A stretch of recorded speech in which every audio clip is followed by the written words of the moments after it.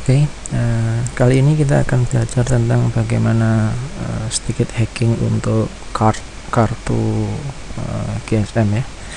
Jadi sebelum ke sana, saya akan menjelaskan dulu tentang bagaimana sih jalur yang harus kita lalui kalau kita menggunakan koneksi modem. Jadi yang pertama, ini yang dua ini adalah jalur sebelum 3G. Kalau jalur yang merah ini, yang paling bawah adalah jalur 3G ke 3G dan seterusnya. Teknologinya udah lebih maju. Jadi harusnya ini bukan BTS, harusnya adalah Node B. Jadi awalnya dari satu handheld atau dari satu UA. Ini mereka akan terhubung dengan Node B atau dulunya kita sebut BTS. Node B ini nanti dari Node B akan disalurkan ke RNC. Setelah dari RNC akan dibagi, ada yang ke MGW, ada yang ke 3G GSN. Ini bedanya 3G dengan yang lain. Kalau 3G itu jalur yang sudah IP itu bisa di bypass dari Node B masuk RNC 3G SGSN, kemudian GGSN langsung IP cloud. Jadi dia tidak masuk ke MGW dan lain sebagainya. Kalau ini digunakan untuk jalur suara. Jadi kalau jalur suara masuk tetap ke sana, kalau jalur data dia masuknya ke sana. Nah, proses koneksinya yang paling awal adalah dia harus terregister dulu dengan Node B-nya. Jadi si Node B ini akan mengirimkan, kalau kita bicara channeling ya, mereka akan mengirimkan BCCH, kemudian BCCH itu adalah dia mengirimkan identitas dari satu Node B-nya itu, kemudian dari UA-nya dia akan mengambil data itu, kemudian dia bisa menyesuaikan sesuai enggak data yang dikirimkan itu untuk dia atau enggak. Jadi salah satu fungsinya si SIM card yang ada di sini adalah dia mendekode, dia membuat autentikasi antara dirinya dengan Node B yang sesuai dengan frekuensi yang ada di sini. Gitu. Itu secara umum gambaran trafficnya kira-kira seperti itu. Kemudian kalau kita bicara tentang traffic yang ada, itu kira-kira lebih detailnya akan seperti ini. Jadi dari kalau misalkan ini ya, ini sebelum kita connect nih, sebelum kita connect ke jalur internet, itu sebenarnya BTS itu mengirimkan BCCH, broadcast control channel.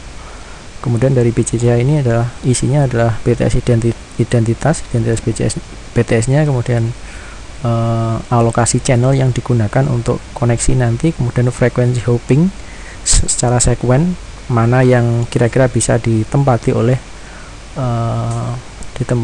si UA.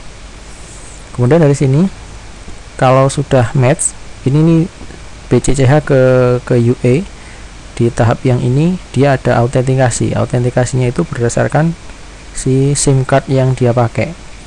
Makanya begitu dimasukin, pertama kali kita masukkan SIM card ke modem misalkan, SIM card ke modem ya benar, nanti akan didetek di modemnya itu ini menggunakan operator apa nih, Excel ataukah Telkomsel ataukah Asia dan lain sebagainya.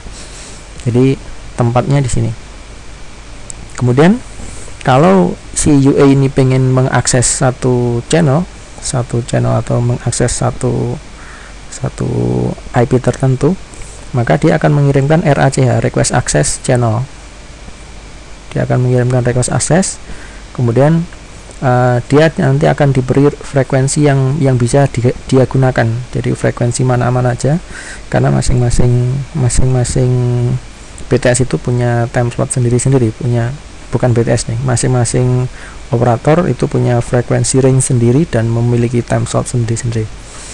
Dia akan mengirimkan frekuensi channel yang bisa digunakan, kemudian kalau sudah oke, maka baru ini SCH sama PCH ini kalau ada panggilan, jadi ini nggak digunakan karena kita nggak bicara tentang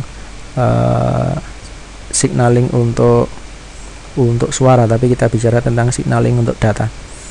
Begitu request access, kalau request access dia diterima, maka langsung diberikan TCH namanya. Nah, ini traffic channel.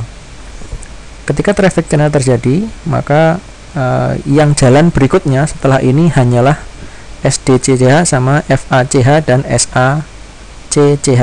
Hanya 3 ini aja. Karena 1, 2 dan 3 ini tujuannya untuk mengontrol penggunaan traffic dari si UA ini. Penggunaan traffic dari si UA ini. Oke.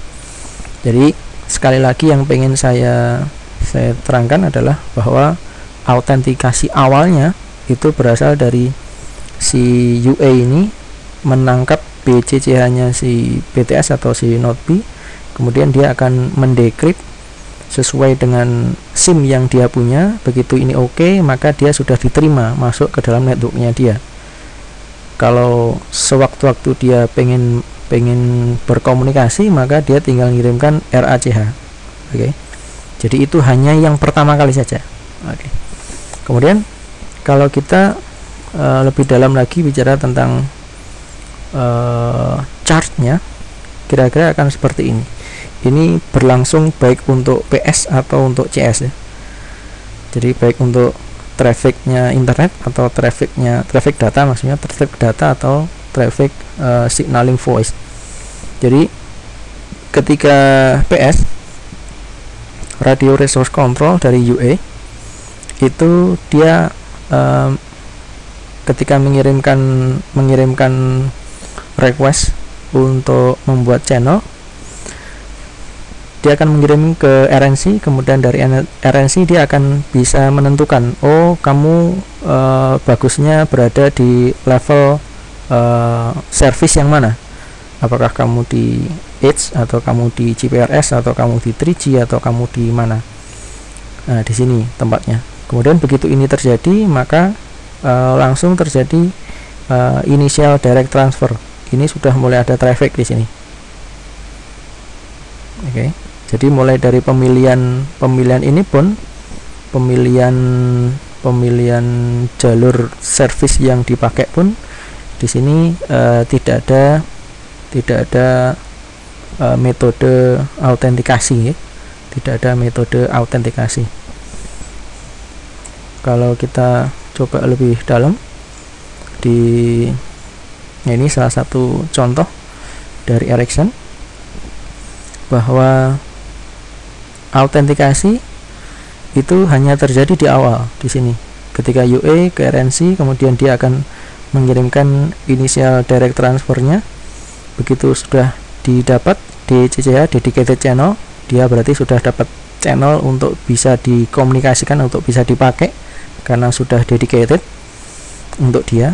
Kemudian dia akan mengirimkan autentikasi berupa autentikasi dan chippering request. Nah, masuk ke UA akan mendekrypt dan akan mengirimkan kembali autentikasi dan chippering yang dia dapat. Oke, begitu ini selesai, dia akan dapatkan DCCH yang terakhir, baru boleh menggunakan traffic tersebut untuk komunikasi. Nah, yang digarisbawahi adalah jadi autentikasi dan chippering ini hanya berlaku sekali di awal, okay? Hanya berlaku sekali di awal. Oke. Ini menjadi satu kelemahan dalam satu hubungan koneksi di GSM atau di 3G atau di setelah itu, di teknologi setelah itu, yaitu dimana ketika satu UA itu sudah terkoneksi, satu UA sudah terkoneksi, kemudian koneksinya entah itu dilepas atau enggak, kemudian diganti dengan card yang lain, maka di situ koneksinya akan tetap ada pada posisi di mana SIM card pertama dikenali. SIM card pertama dikenali. Kalau misalkan pertamanya dikenali sebagai service yang tertinggi, misalkan di satu daerah itu si Telkomsel misalkan bagus dapat UMTS, maka untuk pancingan pertama gunakan Telkomsel dulu. Begitu Telkomsel dapat, dapat jaringan yang lebih tinggi, tentu yang dipakai hanya itu. Nanti begitu ini hidup kemudian dilepas, kita gantikan dengan kartu yang lain, maka itu akan tetap dikenali sebagai UMTS, karena dia tidak akan berubah atau dia tidak akan mengulangi proses yang dari awal. Bahkan ada yang autentikasi dan chip ring ini begitu terkoneksi maka dia disimpan di modem juga ada. Oke, nanti kita lanjutkan dengan sesi prakteknya, kira-kira akan seperti ini.